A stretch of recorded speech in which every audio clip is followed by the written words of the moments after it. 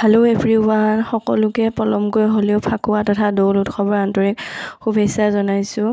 আমাৰ গাঁৱতো ইয়াত দৌল তথা ফাকুৱা উৎসৱ পালন কৰিছিলে। তাৰে কিছু মুহূৰ্ত আপোনালোকলৈ বুলি ধৰি ৰাখিছিলোঁ। আপোনালোকে ভিডিঅ'টো সম্পূৰ্ণকৈ চাব আৰু কেনেকুৱা পায় জনাব। প্ৰথম এয়া পানী তুলিবলৈ যাওঁতে কীৰ্তনৰ কিছু মুহূৰ্ত ৰাখিলোঁ। এয়া পূজাস্থলীত, ফাকুৱাস্থলীত এয়া গোসাঁই ঘূৰোৱা পৰ্ব। আপোনালোকে চাই থাকক, কেনে পায় জনাব দেই।